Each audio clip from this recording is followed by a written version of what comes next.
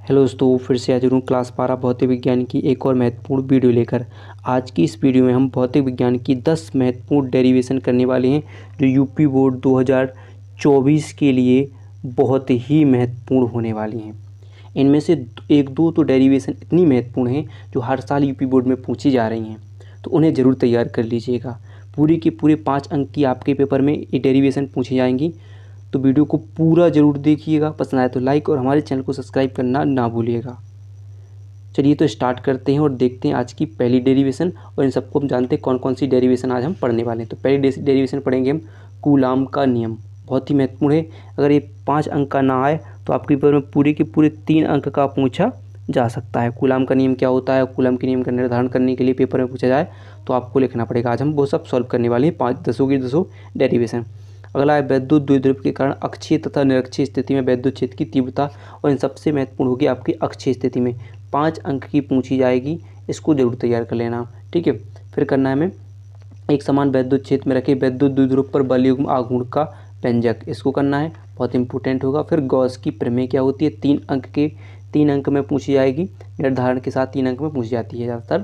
फिर इसके अनुप्रयोग में 2 अनुप्रयोग सबसे ज़्यादा इंपॉर्टेंट होंगे। वो होगा एक आवेशित लंबे तार के निकट वैद्युत क्षेत्र की तीव्रता, और अनंत विस्तार के आवेशित समतल प्लेट के निकट वैद्युत क्षेत्र की तीव्रता, दोनों को हम करने वाले हैं, ठीक है। फिर देखिए, फिर होता है महत्वपूर्ण संधारित्रों का संयोजन, जिसमें श्रेणी संयोजन और एक समांतर संयोजन पढ़ेंगे। श्रेणी संयोजन सबसे महत्वपूर्ण होगा। फिर पढ़ेंगे हम वैद्युत विभव की अक्षीय स्थिति। वैद्युत विभव के लिए ये भी पढ़ लेना, एक ही अक्षीय स्थिति पढ़ लेना, बहुत इंपॉर्टेंट हो जाएगी। और मैं जो उन 2 महत्वपूर्ण डेरिवेशन की बात कर रहा था वो ये हैं।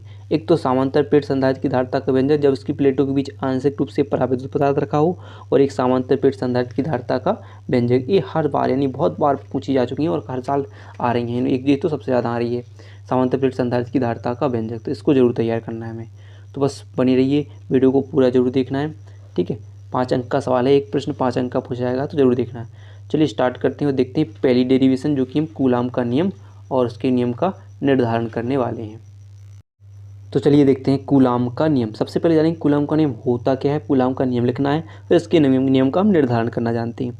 तो कूलाम का नियम क्या होता है, इस नियम के अनुसार 2 स्थिर बिंदु आवेशों के बीच लगने वाला आकर्षण अथवा प्रतिकर्षण बल दोनों आवेशों की मात्राओं के गुणनफल के अनुक्रमानुपाती तथा उनके बीच की दूरी के वर्ग के व्युत्क्रमानुपाती होता है। ये हो जाएगा कूलाम का नियम। यानी कैसे की जाए, तो चलिए देखते हैं। तो यदि मान लेते हैं कि माना कोई 2 बिंदु आवेश हैं, ठीक है। एक देखेंगे कि कोई 2 बिंदु आवेश हैं, एक है Q1 और एक क्या है Q2। भाषा लिख लीजिएगा कि माना 2 बिंदु आवेश Q1 व Q2 निर्वात में एक दूसरे से r दूरी पर रखे हुए हैं। किस दूरी पर रखे हुए हैं, r दूरी पर रखे हुए हैं, और इनके बीच लगने वाला आकर्षण अथवा प्रतिकर्षण बल कोई मान लेते हैं क्या होगा, इन पर F बल कार्य कर रहा है। तो हमने क्या पढ़ लिया कि इस नियम के अनुसार 2 स्थिर बिंदु आवेशों के बीच लगने वाला आकर्षण अथवा प्रतिकर्षण बल दोनों आवेशों की मात्राओं के गुणनफल के अनुक्रमानुपाती, यानी दोनों आवेशों की मात्राएं क्या है, Q1 और Q2 के क्या होगा, गुणनफल के अनुक्रमानुपाती होता है। यानी जो बल होगा वो इन दोनों आवेशों की मात्रा क्या होगा, Q1 और Q2 के गुणनफल के क्या होता है, अनुक्रमानुपाती होता है। फिर क्या पढ़ा, उनकी बीच की दूरी के वर्ग के क्या होता है, व्युत्क्रमानुपाती होता है। यानी जो बल होगा वो दूरी क्या होगी, r होगी, कि व्युत्क्रमानुपाती यानी कि इसके वर्ग के व्युत्क्रमानुपाती होता है। अब मान लीजिए समीकरण 1 मान लेते हैं, इसे समीकरण 2 मान लेते हैं। अगर हम दोनों को संयुक्त रूप से समीकरण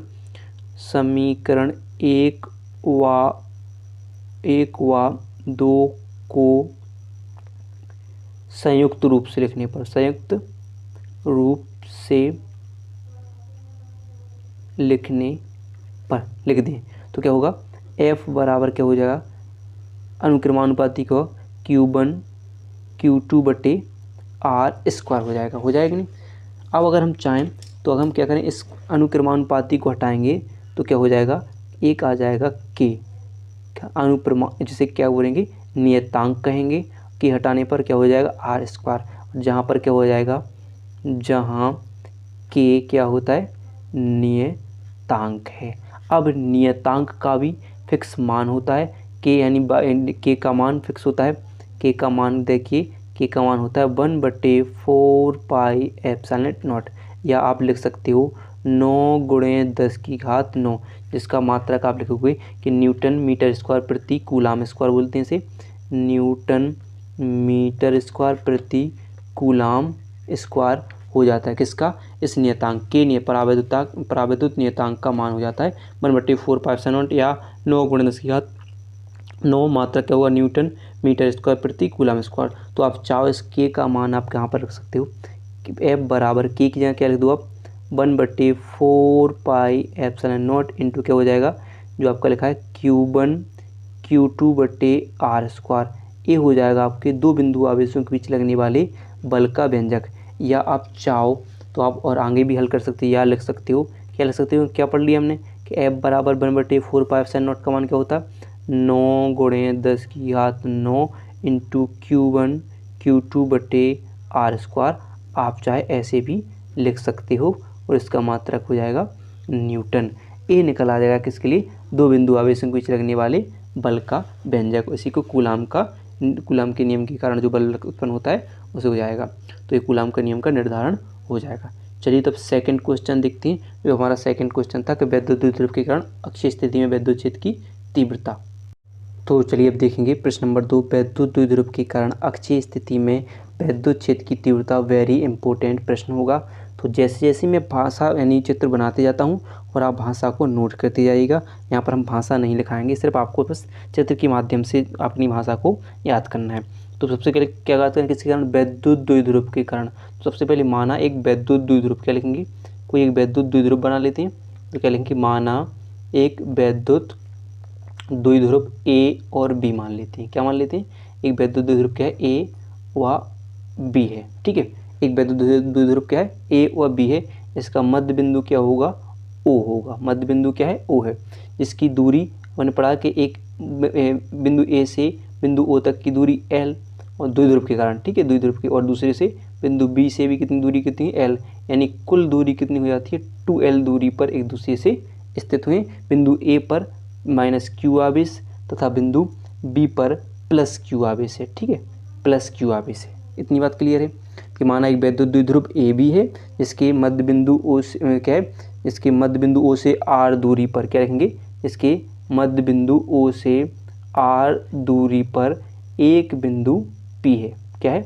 एक बिंदु P है जिस पर हमें अक्षीय स्थिति में विद्युत क्षेत्र की तीव्रता का व्यंजक ज्ञात करना है। इस भाषा हो जाएगी। और फिर पे आप या और भाषा जो हमने चित्र बनाया अगर वो लिखना चाहो तो वो लिख सकते हो कि माना एक वैद्युत द्विध्रुव ए बी है जिसके बिंदु ए पर -q आवेश तथा बिंदु बी पर +q आवेश है जो एक दूसरे से 2l दूरी पर स्थित है। यानी कि मध्य बिंदु ओ से r दूरी पर एक बिंदु P है जहाँ पर हमें अक्षीय स्थिति में विद्युत क्षेत्र की तीव्रता ज्ञात करनी है।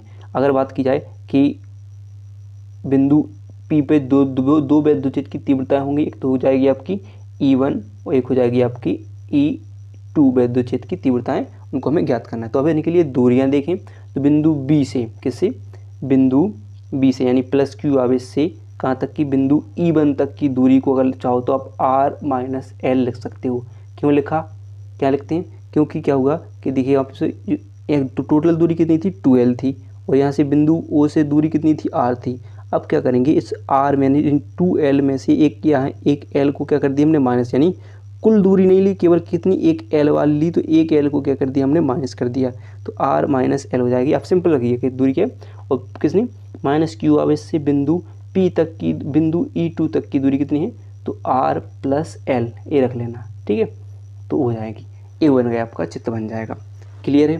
तो आप भाषा लिख लोगे कि माना एक वैद्युत द्विध्रुव ए बी है जिसके मध्य बिंदु O से r दूरी पर एक बिंदु P है जहाँ पर हमें अक्षीय स्थिति में विद्युत क्षेत्र की तीव्रता की गणना करनी है।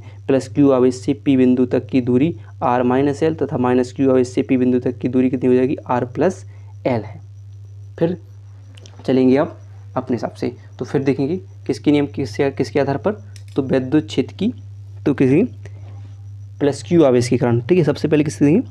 +q आवेश के कारण P बिंदु पर विद्युत क्षेत्र की तीव्रता, विद्युत क्षेत्र की तीव्रता किसके कारण?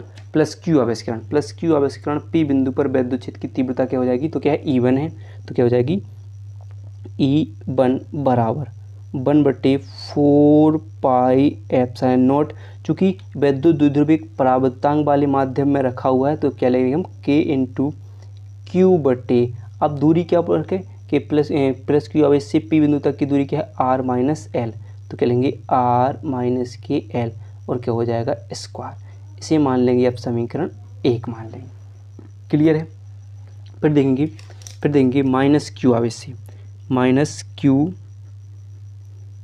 आवेश के कारण पी बिंदु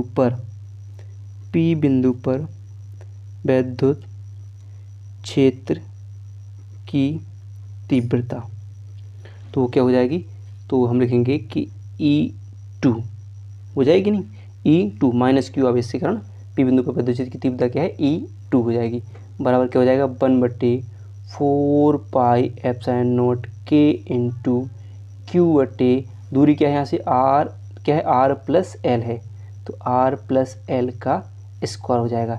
इसे मानेंगे समीकरण 2 मानेंगे। अब सिंपल सी बात है कि जो बिंदु P पर परिणामी तीव्रता, तो क्या लिखोगे बिंदु P पर परिणामी तीव्रता, बिंदु P पर परिणामी तीव्रता हो जाएगी, तो क्या हो जाएगी P बराबर, ठीक है सॉरी परिणामी तीव्रता E बराबर क्या हो जाएगी E1। अब देखिए यहाँ पर वैद्युत क्षेत्र की तीव्रताएं देखिए, जो E1 है और E2, E1 की दिशा कहाँ पर है आगे की ओर और E2 की दिशा कहाँ पीछे की ओर, यानी एक दूसरे के से विपरीत दिशा में, तो विपरीत दिशा के लिए हम क्या ले लेंगे माइनस का चिन्ह, तो E1 माइनस क्या हो जाएंगे E2 हो जाएंगे। क्लियर है, इतना हो जाएगा। तो अब बस आपको कुछ नहीं करना है, जो मान हमने बनाए हैं E1 का मान E1 की जगह, E2 की जगह E2 का मान रख देंगे, तो क्या हो जाएगा E बराबर E1 की जगह लेंगे 1/4 pi epsilon not K into क्या हो जाएगा Q बटे R माइनस एल का स्क्वायर, और उसको रख देंगे दूसरे वाले को minus 1/4 pi epsilon not K into क्या हो जाएगा Q बटे R प्लस एल का स्क्वायर हो जाएगा।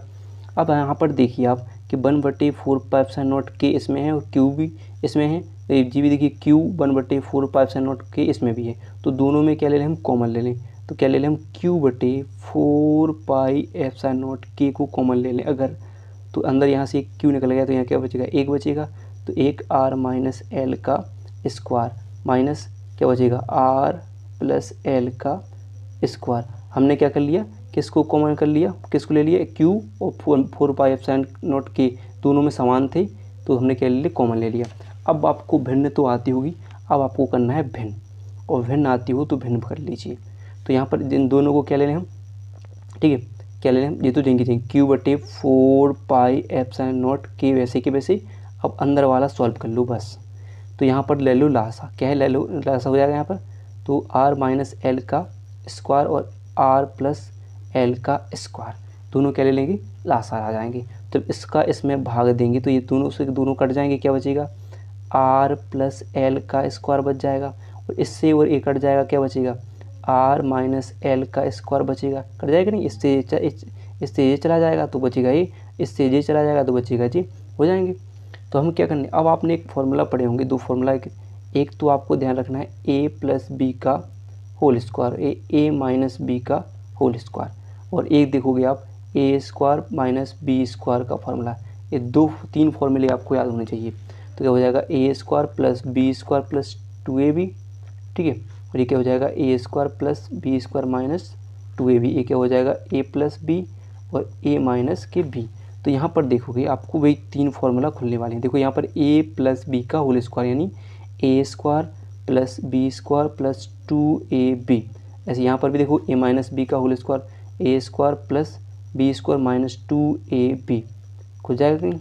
और यहाँ पर देखिए नीचे वाला, देखो इधर प्लस में लिखा है इधर माइनस में लिखा है, और इसको हम ऐसे ऐसे में लिखा है, लेकिन हम इसके किसके रूप में लिख दें, इसे ऐसा सूत्र बना दें तो क्या लिख दें R square minus L square, इन सब का क्या है ऊपर स्क्वायर है लिख दें।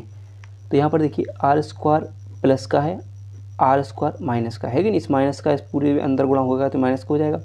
एल स्क्वायर प्लस का है, एल स्क्वायर माइनस का कट जाएगा, लेकिन यहाँ पर माइनस माइनस क्या हो जाएंगे प्लस, तो 2RL और 2RL क्या हो जाएंगे 4RL हो जाएंगे। तो 4RL नीचे क्या बचेगा आर स्क्वायर माइनस के एल स्क्वायर, इन सब का स्क्वायर, और क्या बच रहा है Q/4πε0 ये अपना चल रहा है। ठीक है, ये अपना चल रहा है, जब इतना हो जाएगा। फिर आपको एक चीज़ मानना है कि हम मान लें कि आर स्क्वायर का मान बड़ा है एल स्क्वायर की अपेक्षा। बस तो आपको जब ऐसे ही मानोगे तो एल स्क्वायर के मान को तुरंत बिना सोचे ही वहाँ से हटा दोगे एल स्क्वायर के मान को। तो 1/4πε0 के केवल क्या बचेगा आपका 4RL बटे क्या बचेगा, सिर्फ आर का क्या बचेगा, आर का स्क्वायर बचेगा, और एक और घात होगी कितनी, आर की घात कितनी हो जाएगी 4 हो जाएंगी। तो आर की घात कितनी हो जाएंगी 4, एल हट जाएगा। तो अब एक आर से यहाँ से एक आर कैंसिल हो जाएगा, तो आपका क्या बचेगा Q/4πε0 के इंटू 4L/R3 हो जाएगा। चूँकि अब आप क्या करो, Q से कहो वो आप अपनी जगह पर चले जाएं, तो अब क्या बचेगा यहाँ पर 1/4πε0 के इंटू 4QL/R3 हो जाएंगी। ठीक है, ये हो जाएगा। फिर हम क्या करेंगे 1/4πε0 के इंटू 2 कॉमन ले लें अगर, और यहाँ पर 2QL क्या लिख दें R3। तो आपने पढ़ा होगा वैद्युत द्विध्रुव आघूर्ण की परिभाषा के 2QL बराबर होता है P, वैद्युत द्विध्रुव आघूर्ण। तो हम लिख दें क्या हो जाएगा 1/4πε0 के इंटू 2QL की जगह क्या लिख दें P लिख दें, P/RQ। तो यही हो जाएगा आपका अक्षीय स्थिति में वैद्युत क्षेत्र की तीव्रता का फॉर्मूला। या आप चाहो तो निर्वात या वायु में के का मान 1 होता है, तो आप क्या लिखोगे कि E बराबर 1/4πε0, के का मान 1 रखेंगे तो क्या बचेगा केवल ε0 इंटू 2P/RQ, ये बच जाएगा आपका। इसे बोलेंगे जो न्यूटन प्रति कूलाम इसका मात्रक हो जाएगा। तो ये निकल आएगा आपका, क्या निकल आएगा अक्षीय स्थिति में वैद्युत क्षेत्र की तीव्रता का फॉर्मूला आ जाएगा। तो बिल्कुल शानदार तरीके से बताया गया है, लाइक जरूर कीजिए क्या। चलिए अब देखते हैं निरक्षीय स्थिति में वैद्युत क्षेत्र की तीव्रता का फॉर्मूला। चलिए तो अब देखते हैं वैद्युत द्विध्रुव के कारण निरक्षीय स्थिति में वैद्युत क्षेत्र की तीव्रता देखेंगे। तो सबसे पहले बस चित्र बनाइए जो अभी हम बता चुके हैं, बस सेम। तो भाई विद्युत द्विध्रुव के कारण है, तो क्या लेंगे माना एक वैद्युत द्विध्रुव, जैसा मानना बस मानते चलना है कि माना एक वैद्युत द्विध्रुव क्या हो जाएगा आपका ए और बी हो जाएगा। ठीक है, मान लेते हैं ए और बी है, बिंदु ए पर माइनस क्यू आवेश तथा बिंदु बी पर प्लस क्यू आवेश है, और दोनों कितनी दूरी पर रखे हुए हैं, मध्य बिंदु ओ होगा तो दूरी क्या हो जाएगी एक एल दूरी हो जाएगी। ठीक है, और उससे भी दूरी क्या हो जाएगी एक और एल हो जाएगी, यानी टोटल कितनी दूरी एक दूसरे से 2L दूरी पर रखे हुए हैं।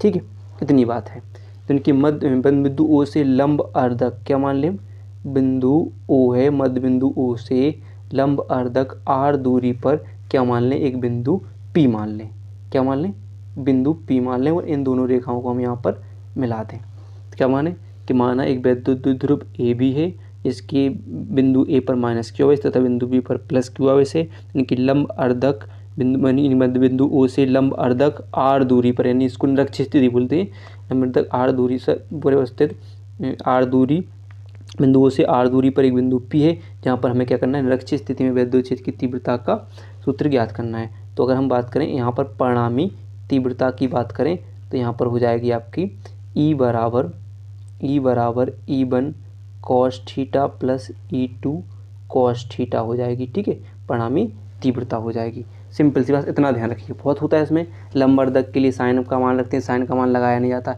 बस आपको सिर्फ इतना रखना है, ये वहाँ से याद कर लीजिए, बस ज़्यादा बकवास ना कीजिए, सीधा बस के रखना और हाँ आंसर आ जाएगा। तो आप क्या लिखोगे वहाँ सामने वैसे आप लिख लेना, ये वहाँ सामने पढ़ ली, फिर बस सेम कि बिंदु उस यहाँ से आप क्या होती है सेम हमें दूरी चाहिए कि बिंदु किसने प्लस क्यू आवेश से बिंदु पी तक की दूरी हमें निकालनी होगी, तो हमें ये भी दूरी चाहिए, ये दूरी चाहिए, तो सबसे पहले हम दूरी निकाल लेते हैं। तो आपने एक चीज़ पढ़ी होगी पाइथागोरस प्रमेय पढ़ी है, तो यहाँ पर एक त्रिभुज ले लीजिए पहले। अब पहले हम मान लेते हैं, ये ले लेते हैं POA, क्या लिखे त्रिभुज POA मान लेते हैं। चलिए ले लिया हम POA, जिसमें देखिए लंब क्या है आपका, क्या ले लिया हमने ऐसा ले लिया। ठीक है, क्या ले लिया, पी ओ ए ले लिया एक साइड वाला, जिसकी लंब क्या है, आर है, आधार क्या है, एल है। हमें क्या निकालना है, कर्ण निकालना है। ए दूरी निकल आएगी तो ए भी सेम हो जाएगी। तो पाइथागोरस प्रमेय पढ़ी हमने, तो क्या होगी, कर्ण स्क्वायर बराबर क्या होगा आपका, लंब स्क्वायर प्लस आधार का स्क्वायर हो जाएगा। तो कितना है, लंब कितना है आपका, आर का स्क्वायर प्लस आधार क्या है, एल का स्क्वायर। ठीक है, यहाँ पर होगा कर्ण, और कर्ण हमें निकालना है तो कर्ण का स्क्वायर है। तो अगर हम क्या करें, इसका रूट कर दें तो क्या हो जाएगा, R square plus L square, यानी कर्ण बराबर क्या हो जाएगा आपका, under root R square plus L square, यानी ये दूरी होगी आपकी under root R square plus L square होगी। तो सेम ए भी हो जाएगी, R square plus L square हो जाएगी। बस ये दूरियाँ निकल आएँ। भाषा आपको खुद याद कर लेना है और सब समझाने का काम हमारा है। वीडियो पसंद आ रही हो तो लाइक जरूर कीजिएगा। अब बस देखते हैं प्लस क्यू आवेश के कारण पी बिंदु पर वैद्युत क्षेत्र की तीव्रता। तो क्या लेंगे, प्लस क्यू आवेश के कारण पी बिंदु पर तीव्रता, तो तीव्रता क्या हो जाएगी, E1 मान लेते हैं। ठीक है, यहाँ से यहाँ तक की जो तीव्रता चल रही है वो क्या मान लें हम, E1, और इसके लिए क्या मान लें हम, E2 मान लेते हैं पी बिंदु पर। तो E1 क्या हो जाएगी, 1/4 पाई एप्सिलॉन नॉट मान लेते हैं, पराविद्युत वाली माध्यम में रखा है। तो K इंटू क्या हो जाएगा, Q बटे दूरी क्या हो जाएगी आपकी, R under root R square plus L square, इन सब का स्क्वायर। जब इन सब का स्क्वायर होगा तो क्या होगा, अंडर रूट हट जाएगा, तो क्या बचेगा, केवल 1/4 पाई एप्सिलॉन नॉट के इंटू क्यू बटे R square plus L square, इसको मानेंगे समीकरण 1 मान लेंगे। इसी प्रकार माइनस क्यू आवेश के कारण पी बिंदु पर तीव्रता, तो पी बिंदु पर तीव्रता क्या हो जाएगी आपकी, तो सिंपल सी बात, E2 बराबर 1/4 पाई एप्सिलॉन नॉट के इंटू क्यू बटे under root R square plus L square, इन सब का स्क्वायर हो जाएगा। तो यानी द्वारा इसको स्क्वायर हटेगा तो सेम वही का वही, 1/4 पाई एप्सिलॉन नॉट के इंटू क्यू बटे R square plus L square, इसको मान लो समीकरण 2 मान लो। ठीक है, समीकरण 2 मान लो। अब क्या करना है, समीकरण 1 बिंदु P पर परिणामी तीव्रता, बिंदु P पर परिणामी तीव्रता, तो E बराबर क्या होगा, E1 प्लस E2। अब यहाँ पर देखिए हमने क्या पढ़ा था परिणामी तीव्रता के लिए, E1 cos theta plus E2 cos theta. तो आप चाहो तो या क्या हो जाएगा आपका, E बराबर E1 cos theta plus E2 cos theta हो जाएगी।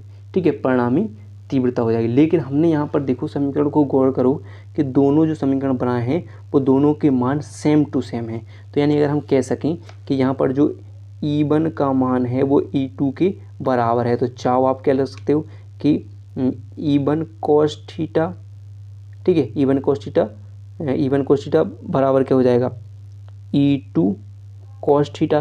तो यानी अब चाहो तो फिर इसकी लेगा एक E1 ही cos थीटा, इसको मान लो तो क्या होगा 2E1 cos थीटा कर लो। ठीक है, ऐसा हो जाएगा कि E1 cos थीटा की जगह E2 cos थीटा, E1 ही cos थीटा मान लिया, तो यानी दोनों का मान सेम है, तो हमने E1 की जगह E1 एक बार और ले लिया, तो क्या हो जाएगा 2E1 cos थीटा, और एक हो जाएगी, इसको मान लेते हैं परिणामी तीव्रता। तो एक मान केवल उठाकर यहाँ पर रख देते हैं। ठीक है, इतनी भाषा पर गौर नहीं कीजिए, आप बस सिर्फ ये देखिए कि क्या परिणामी तीव्रता हो जाएगी, E1 E2 बराबर है, तो हमने एक मान बराबर है तो एक मान और रख लिया, E1 की जगह E1 का मान, E2 की जगह E1 का मान दोबारा रख लिया और दोनों को जोड़ दिया तो 2E1 cos थीटा हो जाएगा। बस आप मान रख लीजिए और कुछ नहीं करना है। E1 बराबर 2 हो जाएगा, अंडर E1 का मान 1/4 पाई एप्सिलॉन नॉट के इंटू क्यू बटे R square plus L square हो जाएगा, और साथ में क्या लिखा है cos थीटा हो जाएगा। इतनी बात क्लियर है, बस ये रखना है।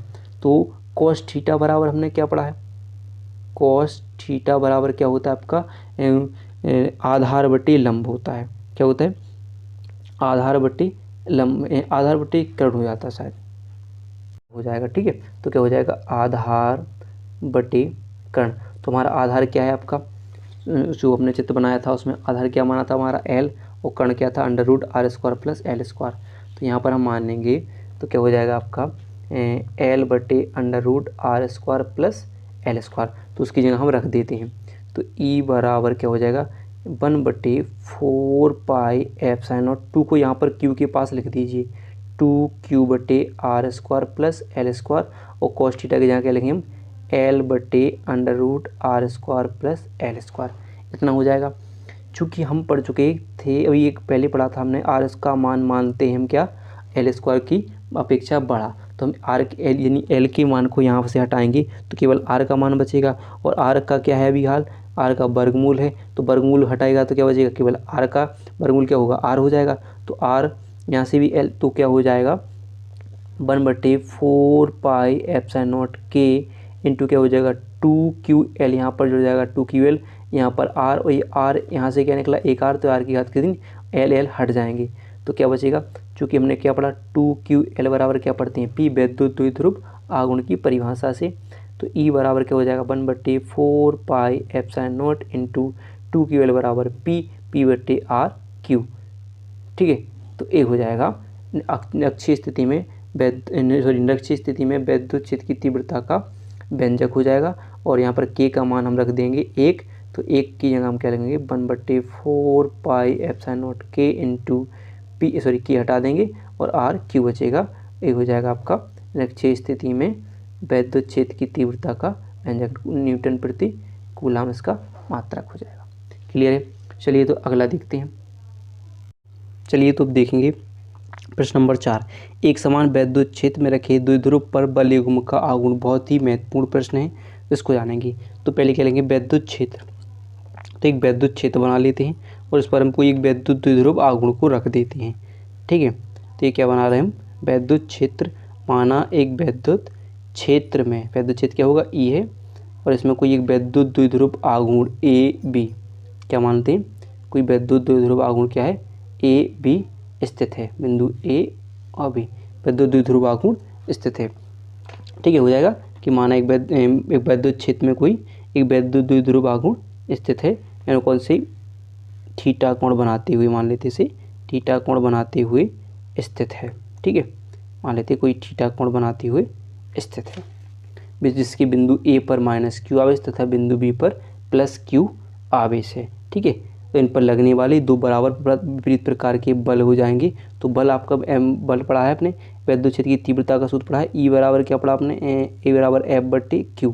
तो अगर हम बल निकालें तो F बराबर क्या हो जाएगा E × Q, तो F क्या होगा, तो आपका F बराबर क्या हो जाएगा E × Q, जो बल लगेगा उस पर E क्या हुआ EQ लग जाएगा, यानी E × Q बल लगेगा। तो हम क्या लेंगे, तो इस पर लगने वाले दो बराबर परंतु विपरीत प्रकार के बल हो जाएंगे। तो एक आपका हो जाएगा F बराबर EQ -EQ तथा F बराबर क्या हो जाएगा +EQ हो जाएगा। ठीक है, जो क्या करेंगे वैद्युत द्विध्रुव को वैद्युत क्षेत्र की दिशा में घुमाने का प्रयत्न करेंगे, जिसे इस क्रिया को प्रत्यनन बल युग्म आघूर्ण कहते हैं, जिसे टॉस से प्रदर्शित किया जाता है। यानी बल किसी जो बल लग रहे हैं वो क्या करेंगे बल युग्म जो बल युग्म है वो वैद्युत द्विध्रुव को वैद्युत क्षेत्र की दिशा में घुमाने यानी संरेखित करने का, यानी उसकी दिशा में घुमाने का प्रयत्न करते हैं, उसे प्रत्यनन बल युग्म आघूर्ण कहते हैं, जिसे हम टॉस से प्रदर्शित करते हैं। तो सिंपल सी बात याद हो जाएगा कि माना एक वैद्युत द्विध्रुव ए बी वैद्युत क्षेत्र ई में थीटा कोण बनाते हुए रखा गया है, और इस पर लगने वाले दो बल यानी EQ यानी F बराबर -EQ 1 + EQ, दो विपरीत प्रकार के वैद्युत बल जो क्या कर रहे हैं वैद्युत द्विध्रुव को वैद्युत क्षेत्र की दिशा में घुमाने का प्रयत्न करते हैं, जिसे प्रत्यनन बल युग्म आघूर्ण कहते हैं। तो इस प्रत्यनन बल युग्म आघूर्ण किससे लिखा जाता है टॉस से, तो क्या लगे तो क्या होगा प्रत्यनन बल युग्म आघूर्ण प्रत्यानयन। ठीक है, क्या हो जाएगा नयन बल युग्म आघूर्ण, तो क्या हो जाएगा प्रत्यनन बल युग्म आघूर्ण क्या होगा टॉ, तो टॉस से प्रदर्शित किया है, तो क्या हो जाएगा तो बल गुणे क्या हो जाएगा, इसके लिए सूत्र क्या हो जाएगा बल गुणे जो बलों की मध्य लंबवत दूरी क्या हो जाएगी, बलों के मध्य लंबवत दूरी, यानी जिस घुमाने का प्रयत्न करें बलों के बीच लंबवत दूरी क्या हो जाएगी आपकी, तो यहाँ पर जो दिख रही है तो 2l sin थीटा क्या हो जाएगी 2l sin थीटा, यानी दोनों की दूरी क्या है यहाँ पर देखिए, जैसे वैद्युत द्विध्रुव के मध्य बिंदु O है, एक दूरी l है, और यहाँ से भी दूरी क्या होगी l हो जाएगी, यानी टोटल कितनी होगी 2l, यानी कि लंबवत दूरी को मान लेते हैं हम 2l साइन थीटा मान लेते हैं, लंबवत के लिए साइन थीटा का मान लेते हैं। तो क्या होगा, बल क्या है आपका, एफ है, ठीक है। तो बल क्या है आपका, एफ है, और बलों की मध्य लंबवत दूरी आपकी क्या है, 2l साइन थीटा है, 2l साइन थीटा है, कितनी, 2l साइन थीटा है, इसको रख लेना है। तो हमने बल बराबर यानी एफ बराबर क्या पढ़ लिया हमने, ई क्यू, क्या पढ़ा हमने, एफ बराबर ई क्यू। तो हम चाहो तो आप यहाँ पर रख सकते हो, टॉ बराबर क्या हो जाएगा आपका, ई क्यू हो जाएगा इंटू 2l साइन थीटा हो जाएगा। जब हम अगर हम मिला दें, अगर ई इंटू क्या करेंगे, 2QL को हम साथ में मिला दें, क्या कर दें, 2QL को साथ मिला दें इंटू साइन थीटा। और हम पढ़ चुके हैं वैद्युत द्विध्रुवागुण की कि 2QL बराबर क्या होता है, P। तो क्या हो जाएगा, E इंटू क्या हो जाएगा, 2QL बराबर क्या हो जाएगा, P। तो P साइन थीटा यानी क्या हो जाएगा, टॉ बराबर क्या हो जाएगा, आपको ऐसे लिख दो कि PE साइन थीटा, यानी टॉ बराबर PE साइन थीटा। तो ये फॉर्मूला हो जाएगा आपका एक समान वैद्युत क्षेत्र में रखे द्विध्रुव को घुमाने वाले बल का, बलागुण का व्यंजक हो जाएगा। चलिए तो अब नेक्स्ट देखते हैं, यानी अगला प्रश्न देखते हैं। तो प्रश्न नंबर 5 है गॉस की प्रमेय, बहुत ही महत्वपूर्ण प्रश्न है। तो सबसे पहले गॉस नियम जानेंगे, गॉस नियम होता क्या है। तो इस नियम के अनुसार किसी बंद पृष्ठ से गुजरने वाला वैद्युत फ्लक्स यानी फाई उस पृष्ठ द्वारा परिबद्ध कुल आवेश का 1/ε0 गुना होता है, ठीक है। ये हो जाएगा आपका, क्या बात कर रहे हैं कि जो आपका जो फ्लक्स होगा यानी वैद्युत फ्लक्स यानी फाई ई होगा वो किसकी, जो किसी बंद पृष्ठ से गुजरने वाले वैद्युत फ्लक्स उस पृष्ठ द्वारा परिबद्ध कुल आवेश यानी क्यू का 1/ε0 गुना होता है। यानी या आप चाहो लिख सकते हैं कैसे, फाई ई बराबर Q/ε0 हो जाएगा। इसी को क्या बोलेंगे, गॉस की प्रमेय कहते हैं। और इसी को हमें इसकी उत्पत्ति यानी इसको सिद्ध करना है, इसका निर्धारण करना है। तो चलिए आइए करते हैं। तो सबसे पहले जो भाषा बोली जाएगी उसको लिखते हैं, माना एक काल्पनिक गोलीय गॉसियन पृष्ठ मान लेते हैं, काल्पनिक पृष्ठ मान लेते हैं, माना काल्पनिक एक गॉसियन पृष्ठ मान लेते हैं जिसका मध्य बिंदु O है, क्या है, मध्य बिंदु O है और इस पर प्लस Q आवेश स्थित है। इसका मध्य बिंदु O है और इस पर प्लस Q आवेश स्थित है। तो इनकी मध्य बिंदु O से R दूरी पर क्या मान लेते हैं, R दूरी पर एक बिंदु P मान लेते हैं, क्या मान लेते हैं, P मान लेते हैं। और जिस पर एक छोटा सा अल्पांश भाग लेते हैं, यानी जिसको लिखेंगे हम DA क्षेत्रफल ले लेते हैं, ठीक है, लेते हैं। और इस पर वैद्युत क्षेत्र की तीव्रता क्या हो जाएगी, E हो जाएगी। और इनके बीच बनने वाला कोण क्या हो जाएगा, थीटा होगा। और जो क्षेत्रफल DA क्षेत्रफल द्वारा जो कोण यानी गोलीय पृष्ठ के केंद्र पर जो एक कोण आंतरित किया जाएगा, ठीक है, जिसे क्या बोला जाएगा, घन कोण, जिसे D ओमेगा से प्रदर्शित किया जाता है, जिसे बोलेंगे हम घन कोण कहते हैं, ठीक है, घन कोण कहते हैं। ये हो जाएगी गॉस की प्रमेय के लिए भाषा। तो क्या, लेकिन माना एक काल्पनिक पृष्ठ है, इसका मध्य बिंदु O है और इस पर प्लस Q आवेश स्थित है। इसके मध्य बिंदु O से R दूरी पर एक बिंदु P है जहाँ पर वैद्युत क्षेत्र, जिसे जहाँ पर क्या है, वैद्युत क्षेत्र E तथा छोटा अल्पांश भाग DA क्षेत्रफल लिया जाता है, ठीक है। फिर देखेंगे तो बिंदु P पर प्लस Q, बिंदु P पर उत्पन्न वैद्युत क्षेत्र की तीव्रता, तो क्या होगी, बिंदु P पर उत्पन्न तीव्रता या क्या हो जाएगी, तो बिंदु P के कारण है, ठीक है। तो प्लस Q आवेश के कारण बिंदु P पर वैद्युत क्षेत्र की तीव्रता हो जाएगी। तो बिंदु P पर वैद्युत क्षेत्र की तीव्रता क्या होगी, तो आपके क्या पढ़ा, हमने पढ़ चुके हैं कि वैद्युत क्षेत्र की तीव्रता क्या होती है, E बराबर 1/4πε0 इंटू Q/r² होती है। इसे समीकरण 1 मान लीजिए, क्लियर है, इतना मानना है। फिर देखिए आप यहाँ पर हमने एक चीज़ और पढ़ी, घन कोण। तो आप घन कोण को लिख लीजिए, घन कोण, घन कोण क्या हो जाएगा, तो घन कोण क्या होता है, D ओमेगा बराबर क्या होता है, DA cos θ/r²। इसे आप समीकरण 2 मान लीजिए, क्या मान लीजिए, 2 मान लेना, ठीक है, क्लियर है। क्या माना हमने, पहले तो फ्लक्स परिभाषा पढ़ ली, भाषा पढ़ ली, फिर लिखा कि बिंदु यानी प्लस Q आवेश के कारण P बिंदु पर वैद्युत क्षेत्र की तीव्रता क्या होगी, तो E बराबर 1/4πε0 इंटू Q/r²। फिर जो DA क्षेत्रफल द्वारा यानी छोटे से भाग द्वारा, छोटा सा भाग है, इसके द्वारा गोले के केंद्र पर जो कोण अंतरित किया जाता है उसे घन कोण कहते हैं। और घन कोण क्या होता है, D ओमेगा बराबर DA cos θ/r² होता है। फिर अब क्या होगा, इस छोटे से भाग, छोटा सा जो अल्पांश भाग है, जो अल्पांश भाग से गुजरने वाला वैद्युत फ्लक्स यानी तो है DA क्षेत्रफल से होकर गुजरने वाला वैद्युत फ्लक्स, DA क्षेत्रफल से होकर गुजरने वाला फ्लक्स या डी ए क्षेत्रफल पर उत्पन्न वैद्युत फ्लक्स। ठीक है, तो फ्लक्स क्या हो जाएगा, तो डी फाई ई बराबर E D A cos theta, किसके लिए, छोटे से भाग के लिए क्या हो जाएगा, E D A cos theta हो जाएगा। तो आप क्या करो, आप कि क्या करो, डी फाई ई बराबर, आपने ई का मान पढ़ा है समीकरण 1 से, तो क्या लिख रहे कि 1/4 pi epsilon not into Q बटे आर स्क्वायर इंटू क्या हुआ डी ए कॉस थीटा। ठीक है, किससे किया हमने, समीकरण 1 से। तो अब क्या करोगे, तो हमने क्या पढ़ा, क्यू को आप यहाँ पर बाहर निकाल लीजिए, क्यू बटे क्या कर लीजिए 4 पाई एप्सिलॉन नॉट इंटू क्या होगा डी ए कॉस थीटा बटे आर स्क्वायर हो जाएगा।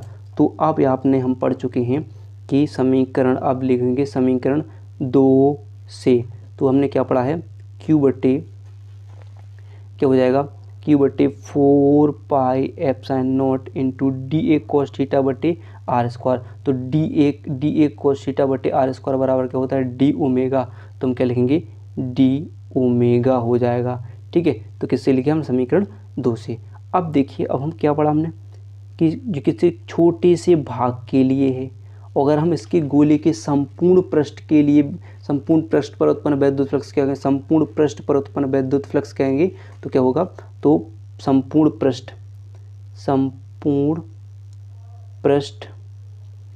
पर उत्पन्न फ्लक्स, तो क्या हो जाएगा आपका फाई ई, एक इसको बताएगा संपूर्ण पृष्ठ के लिए, और फाई ई बराबर क्या हो जाएगा क्यू बटे 4 पाई एप्सिलॉन नॉट, और एक जो समाकलन है वो किसके लिए, संपूर्ण भाग के लिए दर्शाएगा। अब क्या पढ़ेंगे, तो हम क्या पढ़ेंगे कि जो समाकलन डी ओमेगा बराबर होता है 4 पाई, जब आप घन कोण के मान को सिद्ध करोगे तो उसमें आता है कि घन कोण को सिद्ध करने पर D A omega D A समाकलन डी ओमेगा बराबर कितना होता है 4 पाई। तो अब क्या लिखोगे, फाई ई बराबर क्या होगा, क्यू बटे 4 पाई एप्सिलॉन नॉट इंटू क्या हो जाएगा 4 पाई। तो 4 पाई से 4 पाई आपका कैंसिल हो जाएगा, और फाई ई बराबर क्यू बटे एप्सिलॉन नॉट, यानी क्या आ जाएगा आपका गॉस की प्रमेय सिद्ध हो जाएगी, यही गॉस की प्रमेय है।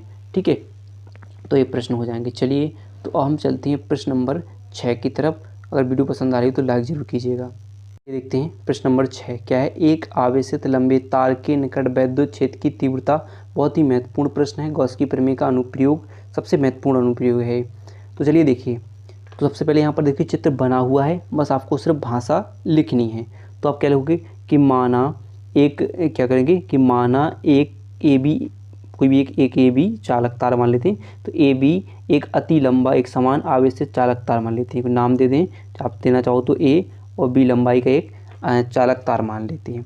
एक समान रूप से आवेशित चालक है जिस पर प्लस क्यू आवेश समान रूप से वितरित है, और जिस पर समान रूप से वितरित हो, तो आपने एक परिभाषा किसी एल लंबाई के किसी चालक तार पर प्लस क्यू आवेश समान रूप से वितरित हो तो उसको क्या बोला जाता है, रेखीय आवेश घनत्व कहता है, यानी प्रत्येकांक लंबाई पर वितरित आवेश को रेखीय आवेश घनत्व कहा जाता है। तो क्या लिखेंगे, तो सबसे पहले आप एक परिभाषा आप लिखिए, रेखीय आवेश घनत्व क्या होगा, लैम्डा बराबर क्या होता है क्यू बटे एल क्या होता है, इसको बात ध्यान रखिएगा। इस समीकरण 1 मान लीजिएगा, फिर आगे पढ़ रहे हैं। तो पहला हो जाएगा, माना एक चालक तार ए बी एक एल लंबाई का चालक तार है जिस पर प्लस क्यू आवेश समान रूप से वितरित है, क्या वितरित है, प्लस क्यू आवेश समान रूप से वितरित है, तथा इसे चालक तार से क्या है आर दूरी पर एक हम एक काल्पनिक यानी काल्पनिक पृष्ठ की कल्पना करते हैं, एक बेलनाकार गॉसियन पृष्ठ की कल्पना करते हैं जिस पर छोटा सा क्षेत्रफल यानी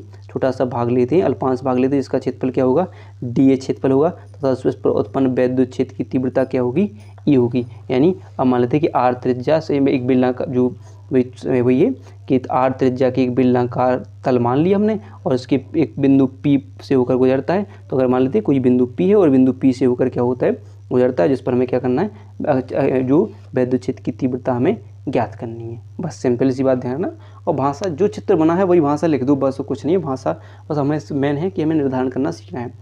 तो फिर क्या पढ़ेंगे, तो आप क्या होगा, इस छोटे से अल्पांश से गुजरने वाला वैद्युत फ्लक्स यानी ऐसे जो तो डी ए क्षेत्रफल से होकर डी ए क्षेत्रफल से होकर गुजरने वाला फ्लक्स। ठीक है, मासा तो आपने पढ़ ली होगी पहले भी। तो डी ए क्षेत्रफल से होकर गुजरने वाला फ्लक्स तो क्या होगा, डी फाई ई बराबर E D A cos theta. क्या होगा, E D A cos theta हो जाएगा। अब यहाँ पर एक बात ध्यान रखना, अब क्या है कॉस थीटा और थीटा का मान है पता होना चाहिए। तो यहाँ पर देखिए जो जो जो डी ए क्षेत्रफल है और वैद्युत क्षेत्र की तीव्रता और जब कैसे एक दूसरे के समांतर दिशा में है, कैसे एक सी दिशा में है, तो यहाँ पर सिंपल सी बात होगी कि कॉस थीटा का मान क्या होगा, यहाँ पर 0 अंश होगा, यानी ई डी ए कॉस 0 अंश, और कॉस 0 अंश का मान होता है 1। तो सिर्फ बचेगा क्या आपका ई डी, यानी डी फाई ई बराबर क्या बचा आपका ई डी ए। अब अगर बात हो जाए तो छोटे से भाग के लिए हुई, अब हम पूरे बेलनाकार पृष्ठ के लिए क्या मान लें, हम लंबाई का जो चालकता है और इस पर जो बेलनाकार पृष्ठ की कल्पना की, इस पूरे भाग के लिए क्या मान लें, संपूर्ण पृष्ठ के लिए वैद्युत फ्लक्स। तो संपूर्ण पृष्ठ से गुजरने वाला फ्लक्स। ठीक है, संपूर्ण पृष्ठ से होकर गुजरने वाला फ्लक्स तो क्या हो जाएगा, संपूर्ण पृष्ठ के लिए हम क्या लिखते हैं, फाई ई बराबर क्या हो जाएगा, ई समाकलन डी ए हो जाएगा। अब समाकलन डी ए क्या होगा, क्षेत्रफल, यानी बेलनाकार पृष्ठ का बेलनाकार पृष्ठ का क्षेत्रफल हो जाएगा। बक पृष्ठ का क्षेत्रफल क्या होता है, तो डी ए बराबर मान लेंगे 2 पाई आर एल, यानी बेलन के बक पृष्ठ का सूत्र हो जाएगा 2 पाई आर एल। ठीक है, तो आप क्या लोगे, ई बराबर क्या लोगे इंटू 2 पाई आर एल हो जाएगा। ठीक है, समाकलन डी ओमेगा और डी ए बराबर क्या हो जाएगा, 2 पाई आर एल, और यहाँ पर क्या होगा फाई ई। चूँकि हमने गॉस की प्रमेय पढ़ चुके हैं, ठीक है, तो गॉस की प्रमेय क्या होती है, यहाँ पर गॉस की प्रमेय पढ़ी हमने, तो फाई ई बराबर क्या पढ़ा हमने, फाई ई बराबर क्या पढ़ा अपने, क्यू बटे एप्सिलॉन नॉट पढ़ा कि नहीं। तो हम क्या लिखेंगे यहाँ पर, तो क्यू बटे एप्सिलॉन नॉट बराबर हो जाएगा E into 2 pi R L. अब हम देखेंगे समीकरण 1 से, समीकरण 1 है जो हमने बनाया था, लैम्डा बराबर क्यू एल। अगर हम इसे क्या करें इसे, तो इसे अगर हम बटे में 1 मानकर कैंची गुणा कर दें तो क्यू बराबर क्या होता, लैम्डा एल हो जाता। ठीक है, क्या हो जाता, लैम्डा एल हो जाता। तो यहाँ पर लिख दें हम क्यू की जगह क्या लिख दें, लैम्डा एल बटे एप्सिलॉन नॉट बराबर क्या हो जाएगा आपका, E into 2 pi R L हो जाएगा, 2 पाई आर एल हो जाएगा। तो अगर हम क्या करें, इसको भी बटे में 1 मानकर कैंची गुणा कर लें तो ई इंटू क्या हो जाएगा, 2 pi R L into epsilon not हो जाएगा, बराबर क्या हो जाएगा, लैम्डा एल हो जाएगा। हमें वैद्युत क्षेत्र की तीव्रता निकालनी है, तो ई को यहीं रहने दीजिए और क्या करिए, इन सबको नीचे पहुंचा दीजिए। तो क्या हो जाएगा आपका 1/4 2 पाई, ये पहुँचाइए 2 पाई मान लेते हैं, 2 पाई एप्सिलॉन नॉट इंटू क्या करें, लैम्डा एल बटे इन दोनों को इसके नीचे लिख दो, आर एल को नीचे, तो एल से एल कट जाएगा, यानी क्या बचा आपका, ई बराबर 1/2 पाई एप्सिलॉन नॉट इंटू लैम्डा बटे एल, लैम्डा बटे आर, सॉरी क्या है, लैम्डा बटे आर। ये हो जाएगा आपका एक बेलना का एक आवेशित लंबे तारे के निकट वैद्युत क्षेत्र की तीव्रता का फॉर्मूला हो जाएगा। ठीक है, क्लियर है। चलिए तो अगला प्रश्न देखते हैं, यानी प्रश्न नंबर 7। ये तो अगली डेरिवेशन देखते हैं, जो कि है अनंत विस्तार की आवेशित समतल प्लेट के निकट वैद्युत क्षेत्र की तीव्रता। बहुत ही इंपॉर्टेंट डेरिवेशन है और चित्र के माध्यम से पहले भाषा जानेंगे, फिर हम उसको निर्धारण करते हैं। फिर देखिए क्या है, तो हम क्या माने कि माना एक अनंत विस्तार की समतल आवेशित अचालक प्लेट, कोई नाम दे देंगे आप, PQRS एक प्लेट है।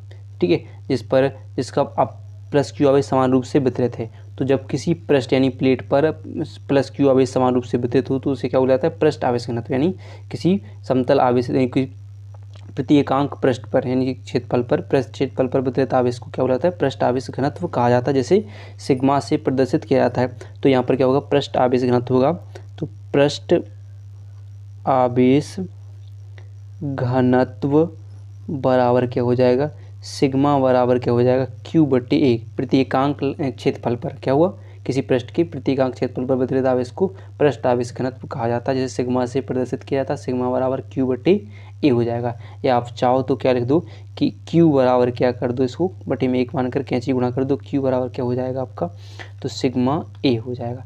इसे समीकरण 1 नाम दे दीजिए, बस इतना करना है। ठीक है, अब इसके क्या करें, इसके दोनों ओर हम क्या करते हैं, गॉसियन पृष्ठ की कल्पना करते हैं। जो चादर की यानी प्लेट है, माना इस चादर की दोनों ओर बिंदु एक ओ व ओ डैश दो बेलनाकार पृष्ठ मान लेते हैं, उन दोनों ओर क्या करते हैं, गॉसियन पृष्ठ की कल्पना करते हैं, यानी गॉसियन बेलन की कल्पना करते हैं। तो दोनों पृष्ठों से होकर गुजरने वाला विद्युत फ्लक्स की करेंगे, तो बस ध्यान रखते हैं। तो इन पर भी विद्युत क्षेत्र क्या होगा, छोटा सा अल्पांश क्या होगा, डी ए ले लेते हैं, इस पर भी क्या लेते हैं, डी ए। तो दोनों पृष्ठों से, दोनों बेलनाकार पृष्ठों से होकर गुजरने वाला क्या होगा, विद्युत फ्लक्स। तो बेलन की दोनों से लिखेंगे, तब करेंगे बेलन के दोनों सिरों से होकर गुजरने वाला फ्लक्स तो फ्लक्स क्या हो जाएगा, विद्युत फ्लक्स क्या हो जाएगा, तो दोनों पृष्ठों से होकर गुजर रहा है। तो मान लेते हैं हम क्या बनेंगे कि डी फाई, या करेंगे कि डी फाई ई बराबर क्या हो जाएगा आपका, E D A cos theta plus E D A cos theta, दोनों पृष्ठों से होकर गुजर रहा है। तो मान लेते हैं छोटे से भाग के लिए, अगर हम कॉस थीटा क्या है, अब दोनों की दिशा कैसी है, समांतर है, तो कॉस का मान क्या होगा, 0 अंश हो जाएगा। तो हम क्या लिखेंगे सीधा कि E D A plus E D A, ठीक है, फाई ई, ठीक है, फाई डी फाई ई बराबर क्या हो जाएगा, ई डी ए यानी 2 ई डी ए हो जाएगा ई डी ए यानी 2 ई डी ए हो जाएगा। तो हम क्या लिखें, डी फाई ई। अगर हम मान लें, अब ये तो हो गया छोटे से भाग के लिए, अगर हम कहें संपूर्ण पृष्ठ से गुजरने वाला फ्लक्स, मतलब फ्लक्स, ठीक है, तो संपूर्ण पृष्ठ से होकर गुजरने वाला फ्लक्स मान लेते, तो क्या हो जाएगा, क्या हो जाएगा, केवल क्या हो जाएगा, फाई ई बराबर क्या हो जाएगा, 2 समाकलन हो जाएगा, इसका समाकलन हो जाएगा। समाकलन होने पर क्या करेंगे, डी संपूर्ण क्षेत्र पर, छोटे से अल्पांश के लिए क्या था, इससे केवल डी ए था, और पूरे भाग के लिए क्या हो जाएगा, ए हो जाएगा। तो समाकलन डी बराबर क्या हो जाएगा, ए हो जाएगा। तो क्या लेंगे, ई ए क्या हो जाएगा, 2 ई ए हो जाएगा। चूँकि हमें क्या पढ़ा, गॉस की प्रमेय पढ़ी है, तो फाई ई बराबर क्या पढ़ा हमने, फाई ई बराबर क्या पढ़ा, क्यू बटे एप्सिलॉन नॉट। तो हम फाई ई की जगह लिखें क्यू बटे एप्सिलॉन नॉट कर दें, और इंटू क्या हो जाएगा, 2 ई ए हो जाएगा, ठीक है, 2 ई ए हो जाएगा। तो क्या करें, बटे में हमें क्या निकालना है, ए निकालना है, क्या निकालना है, ई निकालना है। तो बटे में 1 मानो, कैंची गुणा कर दो, तो क्या हो जाएगा यहाँ पर 2 ई ए एप्सिलॉन नॉट बराबर हो जाएगा क्यू, और क्यू बराबर क्या पढ़ा हमने, समीकरण 1 देखिए, सिग्मा ए, क्या पढ़ा हमने, सिग्मा ए। तो क्या लेंगे, सिग्मा ए, तो बराबर बटे में क्या पहुंचा दो आप, इन जो 3 नोट लिखे हैं उनको नीचे पढ़ो, 2 ए एप्सिलॉन नॉट बराबर क्या हो जाएगा, ई।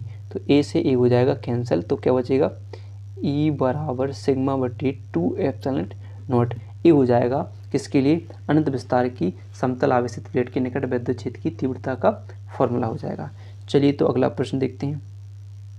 चलिए अब देखते हैं प्रश्न नंबर 8, जो कि है विद्युत विभव की अक्षीय स्थिति। और जैसा हमने विद्युत क्षेत्र की तीव्रता अक्षीय स्थिति में निकाला, सेम वैसा ही है, बस वैसे ही थोड़ा सा ध्यान रखना है। देखो क्या लिखे, माना वही विद्युत द्विध्रुव मान लेते हैं, क्या है, ए और बी मान लेते हैं, ठीक है। क्या होगा, विद्युत द्विध्रुव ए व बी है, इनका मध्य बिंदु ओ है, और इससे आर दूरी पर एक बिंदु पी है, जिसे हम अक्षीय स्थिति में विद्युत क्षेत्र की विद्युत विभव हमें ज्ञात करना है, जिस पर विभव क्या होगा, एक V1 व V2 दो विद्युत विभव हो जाएंगे, ठीक है। इसकी बिंदु ए से ओ तक की दूरी L हो जाएगी, ठीक है, और यहाँ से भी यहाँ तक की दूरी कितनी हो जाएगी, L, यानी कुल दूरी कितनी हो जाएगी, 2L दूरी पर एक दूसरे से स्थित हैं। वही अब बिंदु ए पर माइनस क्यू आवेश तथा बिंदु बी पर प्लस क्यू आवेश हैं, और बिंदु प्लस क्यू आवेश से पी बिंदु तक की दूरी क्या मान लेंगे, आर माइनस के एल, जैसे हमने उसमें माना था ऐसे इसमें, और यहाँ से आर प्लस के एल, ये हो जाएंगी आपकी बिंदु पी तक की दूरियाँ हो जाएंगी, ठीक है, क्लियर है। बस अब देखेंगे कि किसके कारण, प्लस क्यू आवेश के कारण। सबसे पहले प्लस क्यू आवेश के कारण पी बिंदु पर विभव, पी बिंदु पर विभव तो क्या हो जाएगा, V1 बराबर 1/4 पाई एप्सिलॉन नॉट के, किस मान लेते हैं, ये परावर्तांक वाले माध्यम में स्थित है, इनटू क्या हो जाएगा आपका Q/R, R होता है तो R यानी दूरी क्या होगी इसके लिए, तो R माइनस एल, तो क्या मान लेंगे R माइनस की एल हो जाएगी। क्लियर, ऐसे मानेंगे समीकरण 1। ऐसे ही माइनस क्यू आवेश के कारण पी बिंदु पर विभव, पी बिंदु पर विभव तो क्या हो जाएगी आपकी V2 बराबर 1/4 पाई एप्सिलॉन नॉट इंटू किसके, माइनस क्यू आवेश कारण, तो माइनस क्यू ले लेते हैं और R प्लस एल क्या हो जाएगी, R प्लस क्या हो जाएगी, दूरी हो जाएगी। तो अब इस पर परिणामी विभव, तो परिणामी विभव, तो परिणामी विभव क्या हो जाएगा, B बराबर क्या हो जाएगा V1, ये Q माइनस में है तो क्या होगा माइनस QV2 होते हैं। ये माइनस क्या कर देगा उसको भी, जो माइनस है प्लस को माइनस कर देगा। अगर परिणामी विभव होता तो हमने यहाँ डायरेक्ट कर दिया B बराबर V1 माइनस V2, और हम क्या करते हैं इन सब के मान हम यहाँ पर रख देते हैं। तो B बराबर 1/4 पाई एप्सिलॉन नॉट के इंटू Q/R माइनस की एल, ठीक कितना है R माइनस की एल, और इंटू क्या होगा 1/4 pi epsilon not into Q/R plus की एल। हमने भी उसमें जैसे कॉमन लिया था कि Q 1/4 पाई एप्सिलॉन नॉट के इसमें है और इसमें भी है, तो क्या लेंगे V बराबर Q/4 पाई एप्सिलॉन नॉट के को कॉमन ले लेते, अंदर बचेगा 1/R माइनस के एल, और यहाँ पर बचेगा R प्लस के एल। ठीक है, तो अब क्या करेंगे, इनकी बना लेते हैं भिन्न, कॉमन ले लेंगे R माइनस एल और R प्लस एल को कॉमन ले लेते हैं। ठीक है, तो R plus R minus L से R माइनस कैंसिल हो जाएगा, क्या बचेगा R प्लस के एल बचेगा, और यहाँ पर R प्लस एल से R प्लस क्या बचेगा R माइनस के एल बचेगा। तो एक R से एक R आपका कैंसिल हो जाएगा, और माइनस क्या हो जाएंगे प्लस, तो एल कितने हो जाएंगे 2L हो जाएंगे।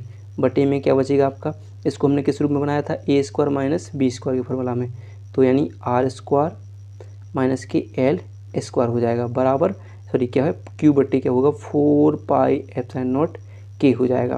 क्योंकि हमने क्या पढ़ा है कि भी पढ़ रहे थे, लिखते चलेंगे, तो ये 2QL को हम Q को अपनी जगह पहुंचा दें वैसे ही कि वैसे जहाँ से लिया था, तो क्या होगा 2QL/L का मान हम R का मान बड़ा मान लेते हैं किससे, L से, तो L के मान को हटा देंगे तो केवल क्या बचेगा R², और हमने 2QL बराबर पढ़ा था P, तो क्या होगा 1/4 पाई एप्सिलॉन नॉट के इंटू क्या होगा 2QL बराबर P/R² हो जाएगा, और यही क्या हो जाएगा आपका अक्षीय स्थिति में वैद्युत विभव का फॉर्मूला हो जाएगा। ठीक है, और के निर्वात वायु में के का मान आप 1 रख दोगे।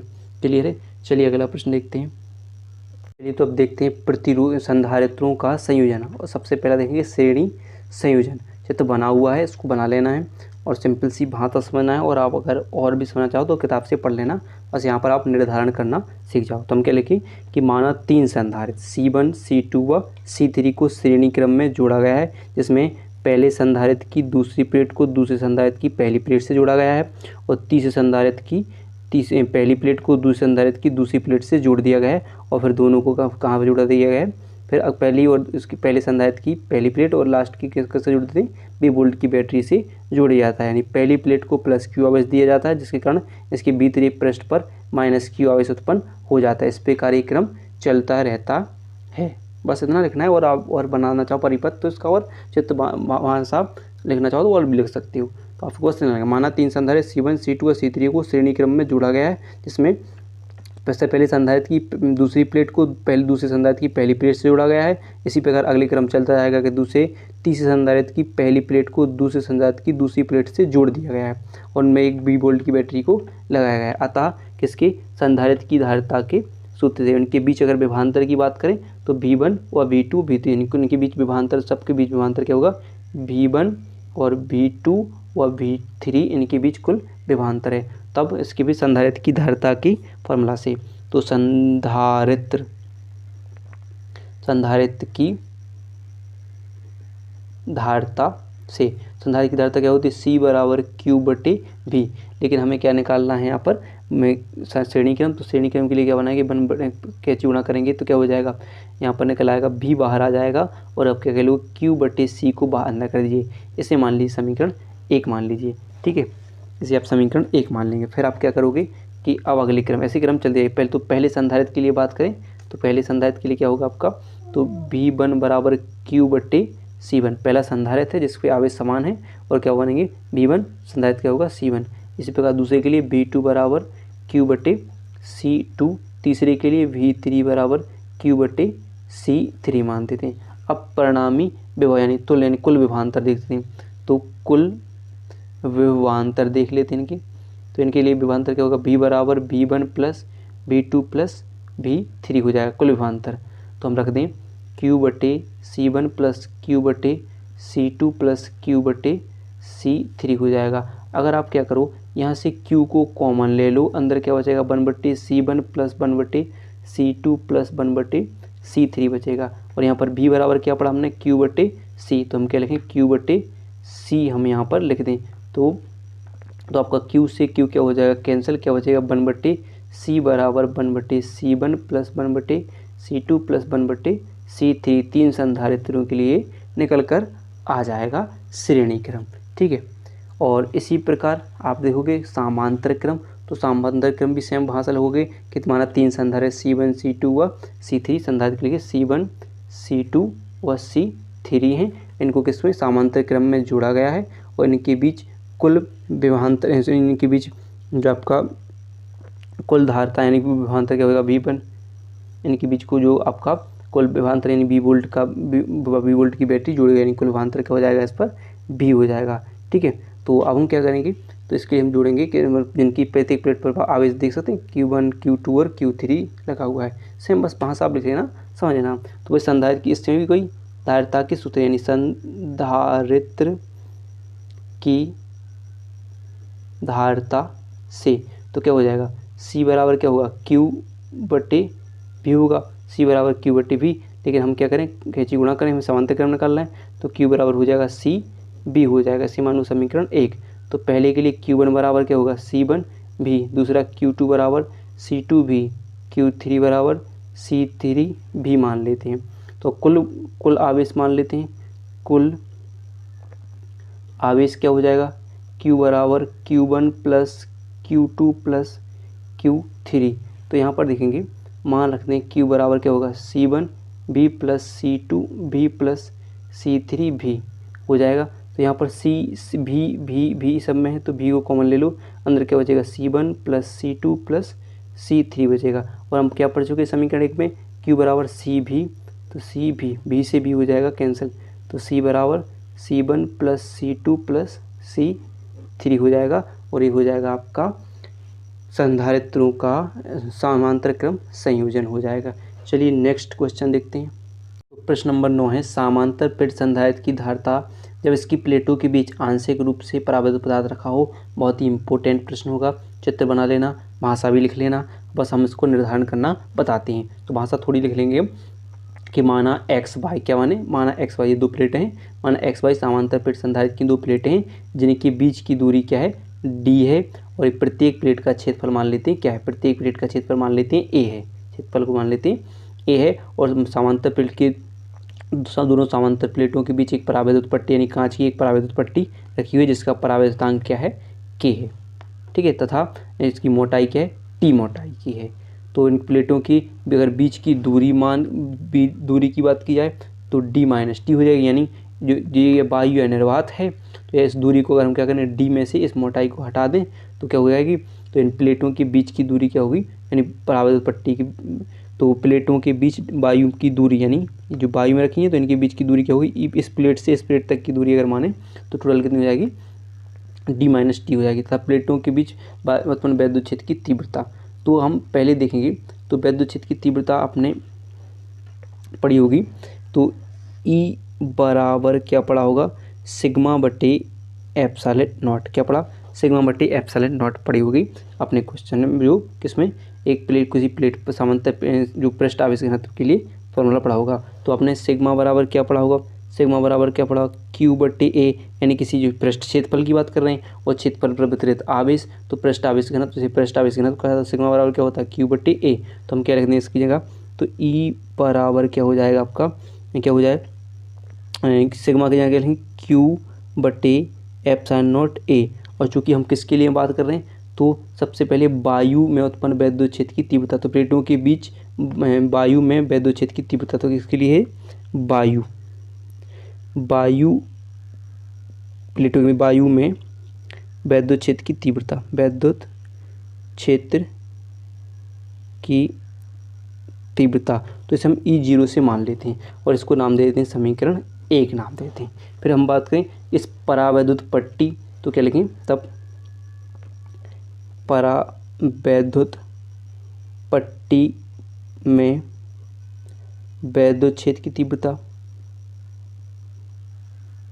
वैद्युत क्षेत्र की तीव्रता, तो इसे मान लेते हैं हम E, केवल E, और क्या हो जाएगा, इसके लिए हम Q बटे, क्या परावैद्युत वाला माध्यम है तो क्या मान लें हम K एप्सिलॉन नॉट A मान लेते हैं, उसे मानेंगे हम समीकरण 2 मान लेते हैं। ठीक है, क्या मान लेते हैं, समीकरण 2। अगर आप बात की जाए तो इन दोनों प्लेटों के बीच की दूरी देखते हैं, तो हम क्या लेंगे, प्लेटों के बीच वैद्युत क्षेत्र क्या हो जाएगा, E0। वायु की बात कर रहे हैं, पहले वायु की दूरी क्या हो जाएगी, तो वैद्युत क्षेत्र की तीव्रता क्या E हो जाएगी, और दूरी क्या हो जाएगी इसके लिए D माइनस टी। हम पढ़ चुके हैं कि यहाँ से यहाँ तक ये नहीं, हम क्या करना है, इस टी मोटाई को क्या करना होगा, हमें हटाना होगा, तो D माइनस टी होगी। तो किस में है ये, वैद्युत क्षेत्र किस में, D माइनस टी में है, और वैद्युत क्षेत्र जो E है, E किस में, E की दूरी क्या होगी, केवल क्या होगी, जो परावैद्युत वाली माध्यम है, और इसकी दूरी क्या होगी, केवल T होगी, तो इसकी दूरी क्या हो जाएगी, T में है, तो तब क्या होगा, प्लेटों के बीच विभवांतर, तब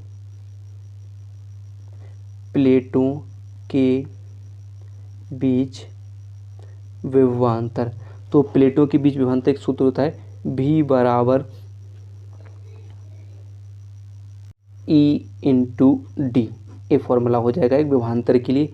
तो हम दोनों प्लेटों के बीच देखेंगे तो क्या हो जाएगा, V बराबर E, यानी क्या लेंगे E0, तो E0 क्या होगा, E0, और उसके लिए दूरी क्या है, D माइनस टी, तो अब क्या लोगे D माइनस टी, और दूसरी के लिए देखोगे तो क्या है, E है और दूरी क्या है, T है, तो क्या होगा E T हो जाएगा कि नहीं।